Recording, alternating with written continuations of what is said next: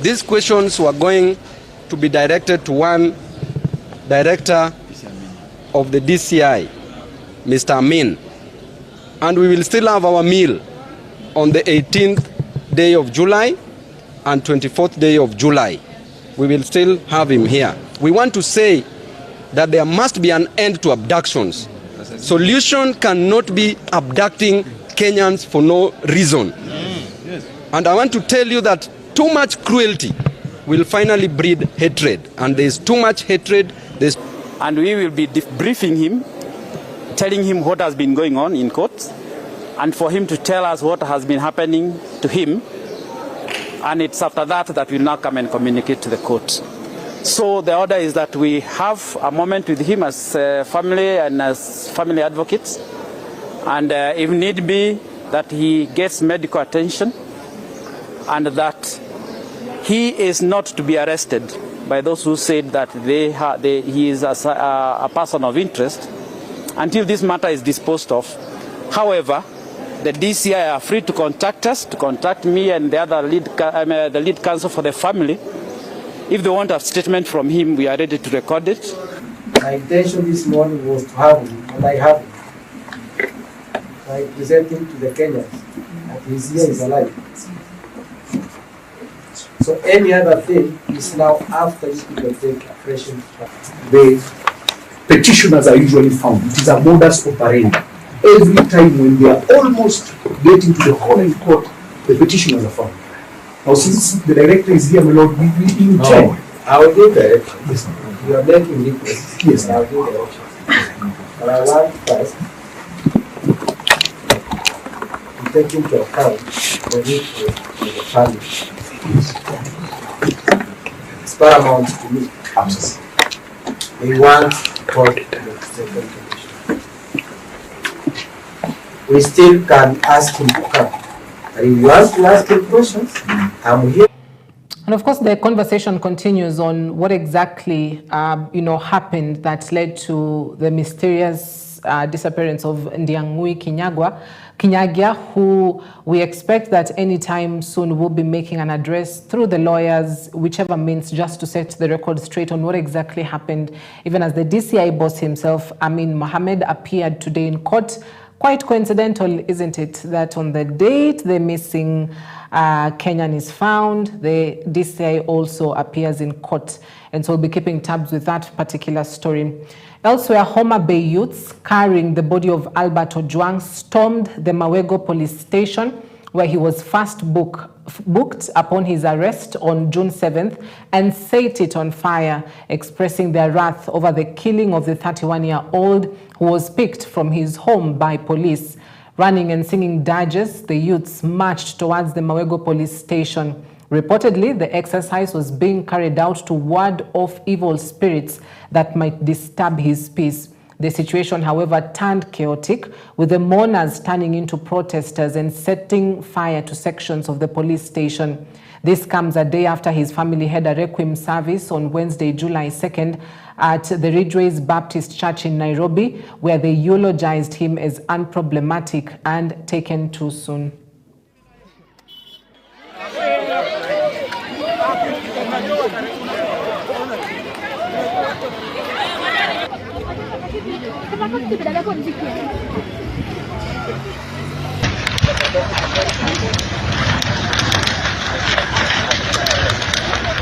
Kitu ndani desha na hiyo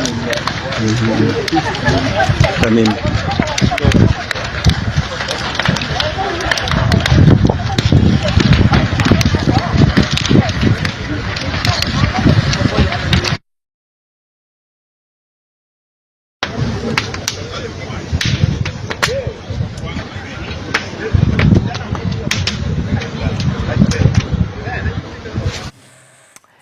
You know, there's the famous Betrayal City set book that was done in high school, where there's a clause or an excerpt of the book that says, when the madness of an entire nation disturbs a solitary mind, it is not enough to say that the man is mad. And so this is just a picture or depicts the feelings of the people within that particular village. And you know, Albert is being laid to rest tomorrow. One can only imagine some of the scenes that will be there tomorrow. Hopefully peace, so that he can be sent off in peace. Now, former Deputy President of the Republic of Kenya, Rigathi Gachagua, on Thursday rocked Vihiga County with an extraordinary aim of transforming Kenya to a top-notch country, accompanied by other leaders from the Democratic Action Party of Kenya, DAPK, Wiper Party and the People's Liberation Party. Rooting for more popularity on the Kenyan territory, Gachagua's party is gaining new political momentum in order to showcase advanced edition of inclusivity in the 2027 political showdown. I've come to talk to my cousins. Nyinyi mumetumika vibaya for too long. It cannot happen. Nyinyi kazi yenu ni kupiga kura kila mwaka. Mwingine anabeba kura yenu anaenda anauza. Nyinyi mnabaki hapa kwa mataa. Kwani nyinyi hamuna watoto wamesoma? Huyu unatembea ni dume si dume. Huyu malala ni simba si simba. Tumefanya kazi na nchi ya Sudan hapa, Uganda na kwingineko, IGAD, Ethiopia, wapi? Hii serikali ya William Ruto haijui kitu tulianzisha na mzee Kibaki na the late Wamalwa ambacho kinaitwa Vision 2030. Kama ingefuatilia mambo hayo, tungekuwa tumepunguza marudufu umaskini ya watu wetu. Lakini kilichoko ni waporaji. Nimekuwa nikiwaambia kwamba sisi kama jamii ya magharibi ni jamii mbili katika idadi ya watu. Lakini katika masuala ya kitaifa sisi hatuko kwenye hiyo meza. Tumesema kwamba 2027 ndio ile mwaka, si ndio? Ndio ile mwaka jamii ya Mulembe naenda kwa hiyo meza. Na Mwenyezi Mungu ametupatia uwezo, sisi ndio tutabadilisha serikali. Huyu jamaa anamwaga damu ya Gen Z. Anatega vijana wetu nyara, anawaua usiku na mchana. Aende asiende? Ruto na mauaji yake aende asiende? Hapa Luanda alitudanganya ataleta kiwanda kile ambacho kitaunda ile granite factory. Ameleta kweli? Alisema aleta kiwanda refinery Kakamega. Ameleta kweli? Muongo si muongo? Kwa hivyo tuungane pamoja, wananchi watukufu, na mtuunge mkono tukiwa hapa pamoja. Tunaona tuko hapa viongozi wote. Tutafanya kazi pamoja na Mheshimiwa Kalonzo Musyoka na Mheshimiwa Rigathi Gachagua, Mheshimiwa Wamalwa, Mheshimiwa George Natembeya ambaye tulifanya kazi na yeye, Mheshimiwa Justin Muturi, Dr. Mukisa Kitui. Tutatembea sisi wote pamoja kuhakikisha kwamba tumesaidia nchi yetu. Kasongo anahitaji wale watu wanakaa nao, wewe ndiye na waajio vile watamuhandifise. Inawezekana kweli? Ndio mnaona nchi yetu imezorota vile tumekuwa tukiarifiwa kila siku. One can only mistake this country for a country that is headed to the polls probably end of year or next year. Now, the Democracy for Citizens Party, DCP, is accusing UDA of using state agencies to intimidate opposition leaders in Embu County. DCP officials Joshua Kanake and Steve Simba were summoned by the Directorate of Criminal Investigations after holding a private political meeting which some claimed was suspicious. The two say the summons are part of a wider effort to silence dissent, insisting that intimidation will not fix public dissatisfaction against the government. Now, their lawyer has warned that he will block future statements if police procedures are violated. Nani alilalamika ndio isemekane sisi tuitwe. Polisi wamekataa kuchua jina ama ni nani mlalamishi, lakini wanasema ni orders from above, mambo kutoka juu. Sasa wametushungusha hapa, mkatuweka round and round and round, tukingojea ati watuonyeshe wengine, lakini hakuna. Ilikuwa aibu kuwa tumekaa siku mzima kuandika statement ambayo is baseless. Wewe uliitwa na nani? Kwa nini ulikuja mkutano? Ulitoka kwako saa ngapi? Uliambia watu nini? Sasa wanasiasa unawauliza waliambia watu nini? Hata kwa nini walikuenda mkutano? I mean, things that are so baseless. Kwa sababu au maafisa wa ofisi wa DCI walikuwa wakarimu na hakuwa na vita na fujo. tuliona tuwasikize na tuwaeleze kile walikuwa nataka, lakini kwa kawaida hiyo neno. The Council of Imams and Preachers of Kenya have intensified calls for the review of the Supreme Court judgment allowing children born out of wedlock to inherit contrary to Islamic law.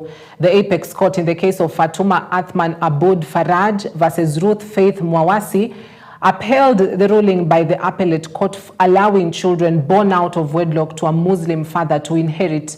The council expressed their dissatisfaction with the ruling, alleging that the Supreme Court has decided to compete with Islamic law on inheritance. According to Islamic teachings, children born out of wedlock are not supposed to inherit.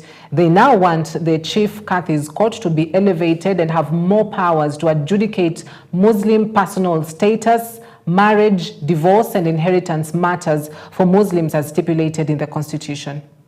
Moja kwa moja ni kupita mstari mwekundu kwa Supreme Court na kupita kinyume na katiba ya Kenya iliyotoa uhuru wa kuabudu, na vile vile kudharau mahakama ya kadhi, na vile kudharau maamuzi ya Mwenyezi Mungu ambapo kwamba ndiye aliyeumba binadamu na akaumba na wao wa Supreme Court ndio wale pia na wao wameumbwa na Mungu na wanaelewa kuna kitabu cha Qur'an, Taurat, Injil na Zabur. Kwa hivyo uamuzi wao ni dhulma, uamuzi wao unakwenda kinyume na dini yetu. Court decision has actually attempted to declare several provisions of our constitution as unconstitutional, and they clearly have no jurisdiction or capacity to do so. The Supreme Court ruling, I end, is mischievous, disrespectful, insensitive, and geared towards social strife and must be vacated. Uislamu kama dini imekataza na imekemea uzinifu za aina yoyote. Badala ya watu kufanya zina, Uislamu ameruhusu kuoa mke moja, mbili, tatu mpaka 4. Yote ameweka Uislamu ili uzinifu na watoto wana haramu yasipatikane. Kwa hivyo mtu ambaye anazaliwa nje ya ndoa hana sababu yoyote. The High Court in Kirinyaga County has stopped the implementation of new coffee reforms and regulations until various cases filed by farmers are heard and determined. This comes after farmers held protests saying that they do not want to be put through Decision Support System DSS, claiming that it will not favor them. The Attorney General, Treasury, Capital Markets Authority and Parliament are the respondents in the case where farmers have opposed the implementation of the regulations. Sisi tumekataa mambo ya kuweka kwa hiyo DSS kwa sababu DSS hiyo ni kupora mali yetu, na serikali tumeomba isurukie mambo ya kahawa wasunguza kabisa. Sasa hii wamekopareti na Safaricom ili wao wakipata pesa. Sisi kama wakulima kahawa tumesema Cooperative Bank Safaricom hatutafanya kazi na wao. Okay, Cooperative Bank of Kenya. In the absence of the petitioners, what do? We mention the matter on the same date. The respondents who are there, Attorney General, Mr. Gidendo, Mr. Ngara, and Ms. Wahinya. That is in order, my lord. This is Gidendo for the country. Since they are not here, before we say they are not interested, let's mention, and who do I give the responsibility of informing the petitioners? Mr. Kiongo, for first and second. Yes, let's have the petitioners who are absent. Respondents who have not filed replying affidavits in number 1 will do so in 14 days. The applicant will have 7 days to file, if necessary, supplementary affidavit, and we take directions on 2/8 of 7. Thank you very much. The ODM party has expressed strong confidence that it will reclaim the Ugenya parliamentary seat during the 2027 general elections. Speaking during their meeting in Ugenya town, Ugenya ODM party officials, led by Karen Atieno, voiced their optimism, citing the departure of current Member of Parliament David Ochieng as a significant opportunity. Ochieng has declared his intention to vie for the Siaya County gubernatorial seat, a move that the ODM officials believe will clear the way forward for their resurgence in the constituency. ICA emphasized that the party is preparing to launch a vigorous grassroots campaign aimed at securing ODM victories at every level from the ward. That Ugenya is not an ODM zone, but I want to assure them that they bring it on because we are waiting for them. We are not going to let any space for anyone because someone who has been disturbing us for a long time has already sought for a soft exit in the name of saying that he's going to vie for a gubernatorial seat, which to us we know that is just but a lie. So we tell him to bring it on because we are ready for him, and we know that this time around Ugenya is going to be orange from MCA to the governor, and we are really ready for anything that comes with anything that he wants to do. We know that he is somebody's project, and because he's somebody's project, we are waiting for the owner to tell him that we don't need him around. Bring it on, we are ready for you, but we are not going to let you tarnish the name of His Excellency James Agri Bob Orengo, who has done so much within 2 years, more than even some others who are there before had done in 10 years. Tunajua vizuri Ugenya ni eneo la ODM. Na vile ni eneo la ODM, tunaomba watu wa Ugenya wote tupate kushirikiana, tuunge chama cha ODM, tukiongozwa na viongozi wetu, tukiongozwa na mheshimiwa governor wetu James Bob Agri Orengo, pamoja na kinara wetu mkuu Raila Amolo Odinga. Sisi tuko nyuma ya Raila na governor wetu James Bob Agri Orengo kama patron wetu wa Siaya. First Lady Rachel Ruto has called on national and county legislators to provide more funds for nutrition of children. The First Lady urged the leadership to set aside funds to establish schools, kitchen gardens, and milk programs. She made the remarks during the distribution of milk to learners of Kachororoni and Gandini primary schools in Kilifi County. The First Lady launched the school milk pilot project last year, whose aim is to boost children's nutrition and support the dairy industry. The pilot project, part of the Feed One End Hunger initiative, will provide learners with a packet of milk twice a week for a year in 11 schools in 5 counties. Our mission at Feed One End Hunger is centered around empowering schools to cultivate and produce their own food sustainably, creating an independent relationship between education and nutrition. In doing so, we aim to turn every public primary school compound into a thriving sanctuary where students can learn about sustainable practices while enjoying fresh, healthy meals. This program is more than just a nutritional effort. It is a bold step towards securing the future of our children and strengthening the dairy sector as a key driver of inclusive growth and improving livelihoods. Milk is more than just nourishment. It is a symbol of care, a tool for retention in schools, and a catalyst for cognitive development. Through this program, we aim to enhance school attendance, alleviate malnutrition, and support local dairy farmers by establishing a sustainable market. All right, at that point, allow us to take a quick breather. We'll be back shortly with more news making headlines. Stay with us, don't go too far.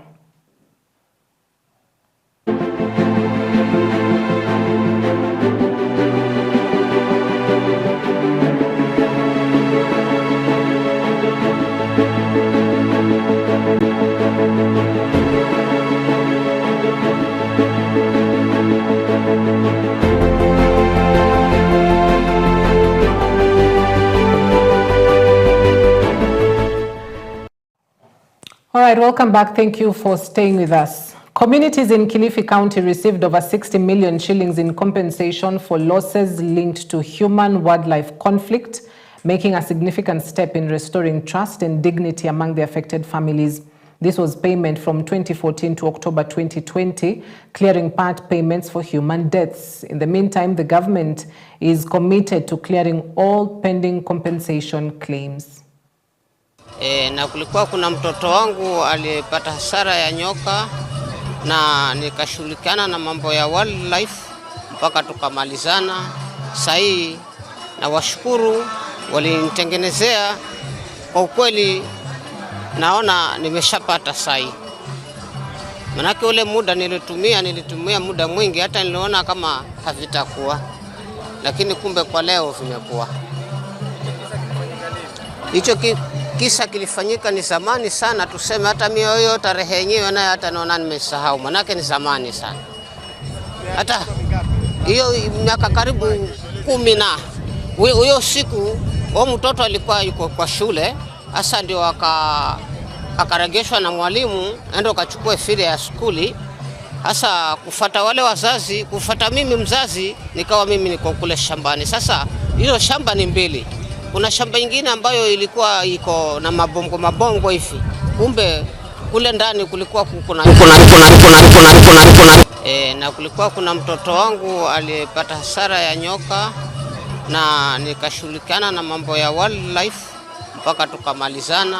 Sasa Apologies about that. Now, county residents who are members of the Shofco organization were handed over 2 buses early Thursday by the organization's chief executive officer, Kennedy Odede. Speaking during a ceremony held at the Bangladesh Stadium, Odede said the buses were handed over to Cluster 1 and 2 respectively to ensure they receive more development. Odede also asked the Mombasa County Governor Abdul Swamad Sharif Nasir to provide a piece of land in the Mvita area so that the organization, which has more than 180,000 members in the county, can build a community center that will have a youth and women's section. Mombasa County leaders led by Governor Abdul Swamad Sharif Nasir, Jomvu Member of Parliament Badi Twalib, Kisauni Member of Parliament Rashid Bedzimba, and female representative Mama Zamzam have thanked the organization for being at the forefront of bringing development to the people. Siku ya leo, gavana, huko kwako kuna shida. Hatujapata shamba so that we can build a community center. So you and I need to talk, you see. Sindio? Ndio hao fulana, wamesema shamba ipatikani huko constituency yako bana. Vita hakuna shamba. Sasa gavana usijie nimekuacha, shamba ni hakuna. Ukipata shamba huko, tutatengeneza library, computer center, sewing machine ya wanawake, kila kitu hapo ndani. Pigeni makofi leo tunaona basi mbili hapa. Adada ameshika kaunti nzima ya Mombasa. Nilikuwa naye Kisauni, nimekuwa naye ndani ya Mvita na mambo ambayo anayafanya pamoja na timu yake. Kule Changamo unaona Mustafa, ukija hapa Domvu unaona kina Grace, ukienda kule Kisauni unapata kina Sharif na wengine ambao kule Likoni tuko na dada yangu yule Kibibi. Shika kazi vizuri na mimi nataka niwapongeze timu ya Shofco kwa kazi ambayo mnafanya. Kama mashirika yote yangekuwa yanafanya vile Shofco anafanya, umaskini ungekuwa umeondoka katika jamii. Ken Odede ametujengea holi. Holi lina makompyuta.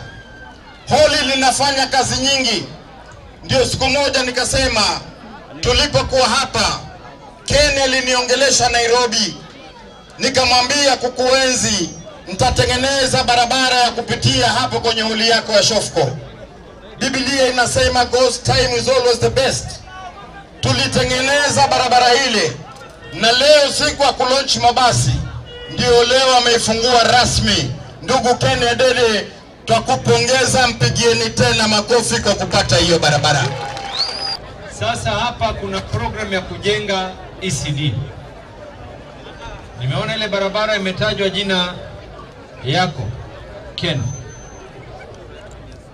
Ile ECD ambao tutaweka hapa tutaita jina ya baba yako kwa sababu alituzalia mtoto, either that your mother or your father, tuweze kumona the name of that ECD ambao kwamba itajengwa hapa. Si sawa namna hiyo? President William Ruto says Kenya welcomes Lloyd's intention to establish a regional underwriting office in Nairobi. The move, he says, reinforces Kenya's growing stature as a hub for international capital, financial services and enterprise. The head of state is in London, United Kingdom, for the signing ceremony between the Nairobi International Financial Centre Authority and Lloyd's. The partnership agreement signed between the International Financial Centre and Lloyd's, the world's leading insurance and reinsurance market, will give Kenyan businesses access to specialized risk solutions, boost economic resilience, and unlock new growth opportunities.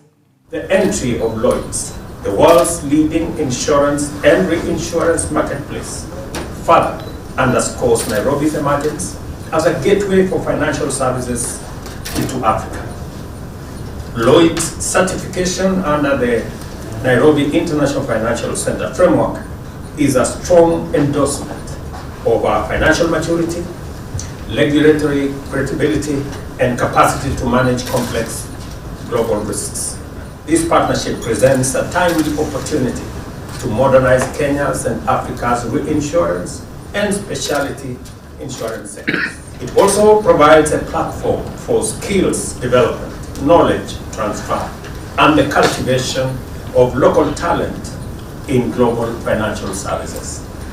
In line with our efforts to deepen financial sector development, I am pleased to highlight that Kenya's finance bill, which Minister just spoke to a while ago, now offers licensed companies and regional offices within the center to preferential corporate income tax rate of 15% for the first 10 years and 20% for the following 10 years.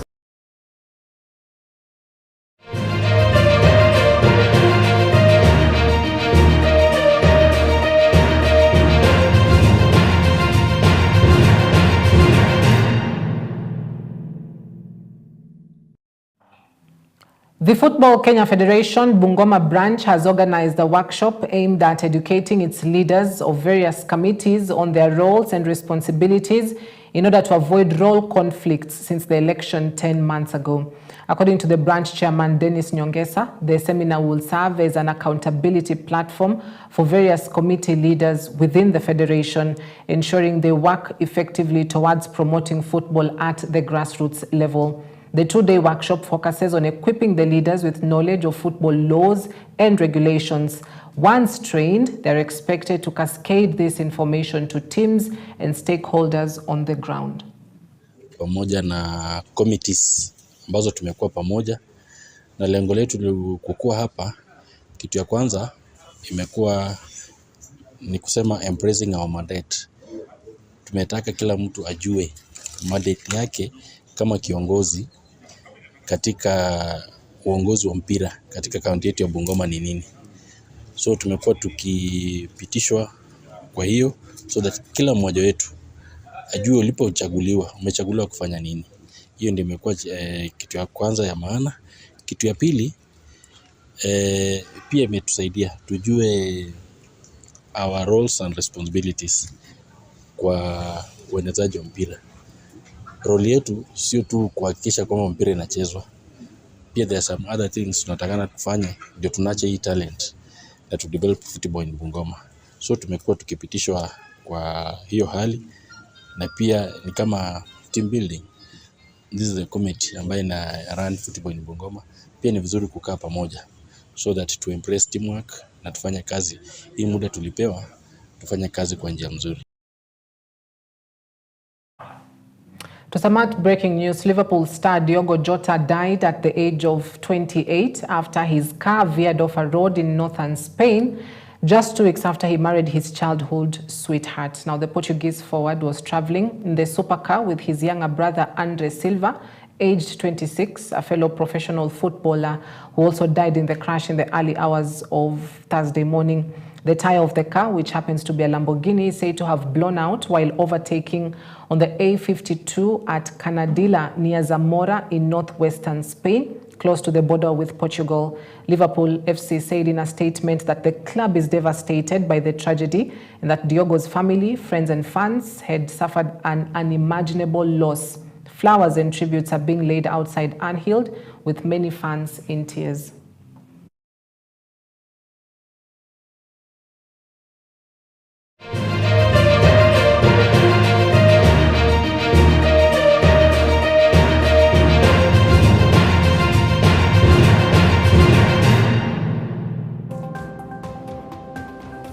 What a loss to the football world. And if you're a fan of football, you'd understand the sort of person Diogo Jota is and player really he was. And what a tragic end to a life of the two brothers. Actually, it happens that there are just two of them in their family as children, and both of them have gone at the same time. So what a tragedy, and the whole world really mourns, even as the footballing community as well mourns. All right, we wrap it up at that point tonight. Thank you for watching. Our sign language interpreter tonight is Laura Omondi. My name is Cynthia Nanjala. Have yourself a blessed night ahead.